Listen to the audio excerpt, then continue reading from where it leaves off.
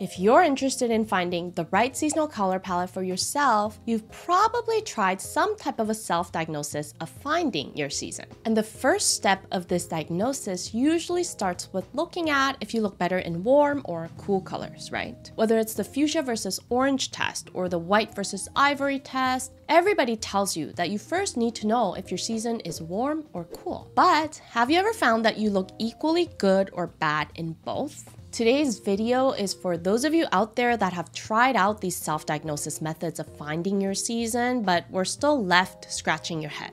If that's you, make sure you stay tuned till the end because what I'm about to share throughout this video is going to reshape how you look at seasonal colors and how you can utilize all these different colors more freely to fit your needs. I am back with another color analysis video, which I know I haven't made in a long time. So for those of you that were waiting for some color related content from me, this video is specifically for you. Okay, so in determining your season, there is a tendency to consider the temperature of your season to be the most important factor. And it makes logical sense because the naming convention of these 12 or 16 or however many subseasons there are, these names are all derived from the 4 major seasons. So theoretically, in order for you to narrow it all down to find out what your specific season is, you need to first know if you look better in warm or cool colors, right? For example, if you look better in warm colors, then you can rule out winter and summer, which leaves you with either autumn or spring. And from there, you can narrow it down to the specific season, so either autumn or spring, and then further down to your specific subseason. I mean, that's the logical step to break everything down sequentially, starting with the temperature of the season, and it follows a process of elimination. But the problem with this method is that for some people, the temperature is not the most important characteristic that determines their color palettes. If you remember from my initial color analysis video, I explained that we need to understand which of the 3 characteristics of color our skin tones are the most sensitive to. Now, if you're not familiar with these 3 characteristics of color, I will link my initial color analysis video up here, and I highly encourage you to check it out for your overall understanding of the basics of color analysis. But to give you a quick recap of what these characteristics mean, temperature determines how warm or cool a color is. Value determines how light or dark a color is, so how much white or how much black is added to a color. And clarity refers to how clear or pure a color is. So the more white, black, or gray is added to the color, the less clear and the more soft or muted the color becomes. Now, some people are the most sensitive to the temperature, so it's easier to tell if they look better in warm or cool colors. But you could also be the type that's the most sensitive to the value of the color, so you could be best suited for colors like pastels that contain a lot of white. Or you could be the type that's the most sensitive to the clarity of a color, so as long as the colors are soft and contain a lot of gray, they work for you. And the thing with colors is that the more white, black, or gray are added to the color and the less saturated the color becomes, the more difficult it is to determine the temperature of that color. If we compare these 2 bright reds, for example, it's very easy to tell that one is warm and the other is cool. But if we look at these 2 of the more muted reds, it becomes a bit more difficult to tell which side is warm and which side is cool. And if you're the type that's the most sensitive to the clarity of the color, so if you fall into one of the soft or muted seasons, for example, then as long as the colors are soft and they contain a lot of gray, how cool or warm the colors are is not as much of an important factor for you. That's why you'll hear a lot of people say that if you're a soft autumn, then you can borrow colors from soft summer. Or if you're a deep winter, then you can kind of share colors with deep autumn and etc. Of course, like I explained in my previous color videos, everything is on a spectrum. So even if you are a deep winter, depending on where exactly on the spectrum of the seasonal color wheel you actually sit, you might be closer to the deep autumn, which would mean that you can probably wear a wide range of warm to cool colors as long as the colors have the right depth. Or you might be sitting closer to the true winter, which would mean that you're probably a little more sensitive to the temperature of the color than somebody that sits closer to the deep autumn. So what you have to remember in understanding these subseasons is that the characteristic that's the most important to you is the first word of the name of the season. So if you're a deep winter, then then deep is the word that you need to focus on, not winter. Same thing with seasons like soft autumn and soft summer. The word soft is what matters the most to you, so as long as there is some softness in the colors, you will have the ability to share some colors with all of the seasons that start with the same word, soft. And that's why true seasons are also called cool winter and cool summer, or warm spring and warm autumn, because for these true seasons, temperature is the most important characteristic out of the three. So if you belong to a true season, then wearing the wrong temperature of a color has a much bigger impact on how off the color can appear against your skin. But like I mentioned earlier, with these self-diagnosis tests, the first step is to usually test the temperature of your season to see if you look better in warm or cool colors, right? So if you're the type where temperature is not the most important characteristic for you, then that's where things can start to get confusing and you can easily get lost. Because like I said, these self-diagnosis tests are kind of sequential and they follow a process of elimination. And if the first step for you is to determine which side of the temperature spectrum your season is on and you don't have a clear answer, then it kind of prevents you from moving on to the next steps. I actually also published a 3-part short series a while ago on how to self-diagnose your season in 3 steps by looking at whether you look better in warm or cool colors, in light or dark colors, and in bright or muted colors. And I will also admit that I gave you guys the instructions to take sequential steps and to start with the temperature, so I apologize to any of you that might have gotten confused or stuck with the first step. These steps don't need to be taken sequentially, but if you try these steps separately and compare them to each other, you will definitely notice that whether it's the temperature or the value or the clarity, you'll find with at least one characteristic out of the 3 where you see a noticeable difference. And I'll use my own shorts as an example to show you what I mean with visuals. Okay, so in this 3-part short series that I created a while ago, I gave you some specific tips on how to test the 3 different characteristics of color against your skin. Here was the white versus ivory test for testing the temperature and seeing if you look better in warm or cool colors. Again, I did name this as step 1, but this is not sequential or related to the next steps, so even if you can't get a clear answer here, the important thing to remember is to move on to the next steps regardless and just compare the results at the end. Okay, so with this white versus ivory test, I got some mixed opinions in the comments. Some of you agreed with me that I look better in ivory, meaning I look better in warm colors, while there were also others that thought I looked better in the white. And I do have to say that it's partially my phone camera auto-adjusting the lighting in these photos. As we can see in the wall colors between the 2 photos here, they're slightly different, and that's probably also what made it a bit more tricky. So here is me again. This time I'm doing a side-by-side comparison so the lighting doesn't change automatically. Now in the original short, I mentioned that I look better in ivory, but I actually wear white quite often as well, as you've probably seen in some of my other videos, and I actually look pretty good in white. So I am actually a really good example of someone that's not as sensitive to the temperature of a color, and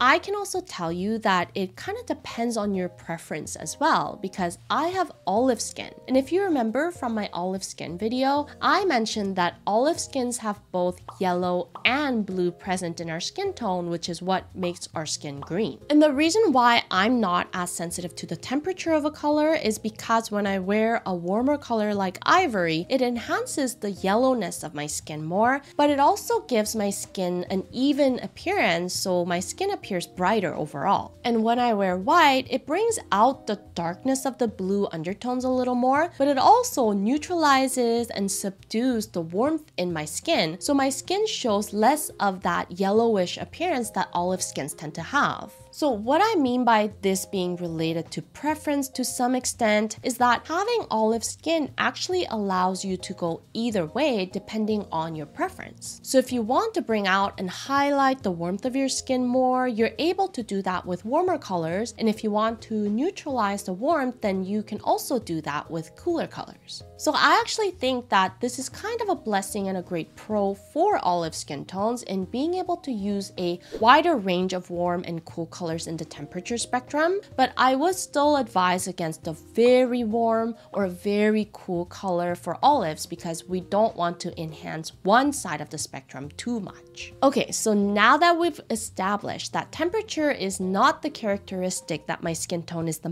most sensitive to, let's move on to step 2, which is looking at the value. So with this test, I showed you a comparison of white, gray, and black against my skin tone, and here is where we can definitely see how much more even my skin tone appears with the black than the gray or the white. The white doesn't look bad. Like I said, I wear white quite often, but for me, it's actually the medium valued color, so the gray, that enhances the shadows of my face the most. And what these results actually tell me is that contrast is quite important for my skin. Black obviously creates the highest level of contrast against my skin, but white also works for me because my skin is pretty dark and the white creates a higher level of contrast against my skin than the gray. And honestly, before I started my YouTube channel, I always thought that gray or any other medium valued colors are not hearable choices for me. I mean, they were never my top picks, but I thought that since I don't look good in bright or vibrant colors, by default, soft colors like gray or beige, I thought I looked okay in them.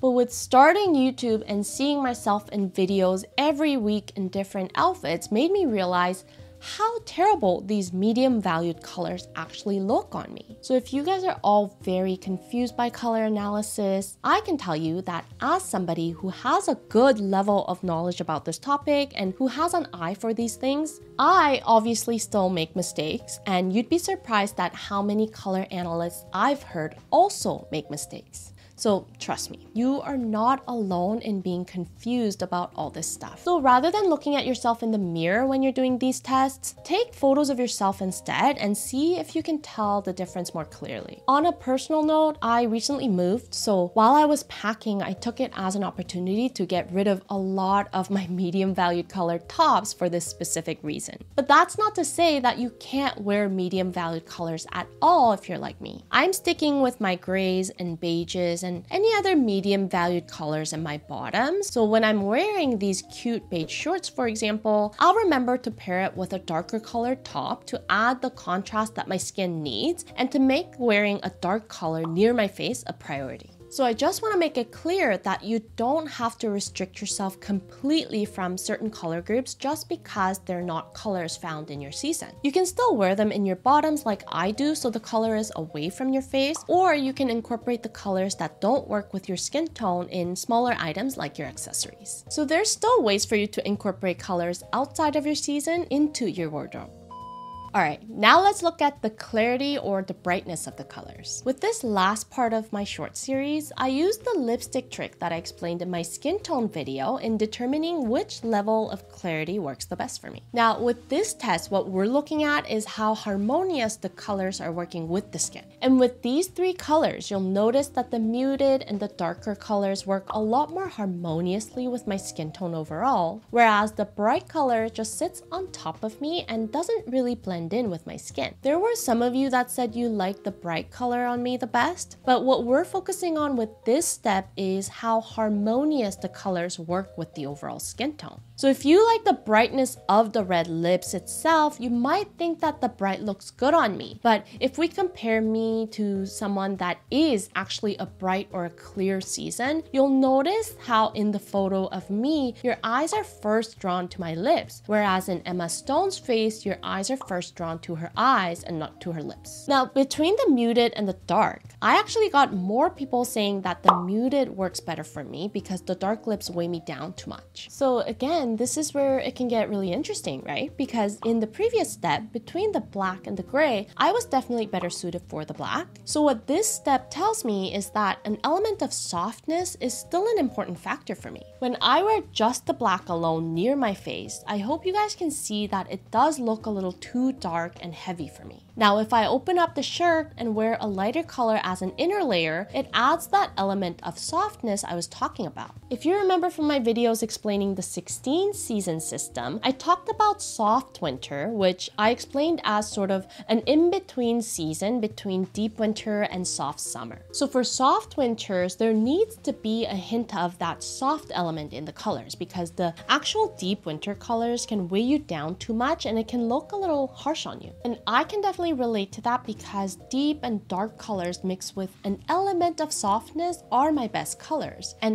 whether the colors are warm or cool is far less of an important factor to me. So between warm and cool, they both look okay on me. But what's for sure is that I need a little more softness than actual deep autumn or deep winter colors. And I also need way more contrast than soft autumn or soft summer. If I had to categorize myself within the 12 season system, I would be a deep autumn or a deep winter, kind of an in-between. But neither of these palettes are perfect for me because I need a little more softness than the traditional deep palettes. Within the 16 season system, I can identify with the soft winter, but even so, I can kind of be both warm and cool, and I also lean a bit more towards deep than soft.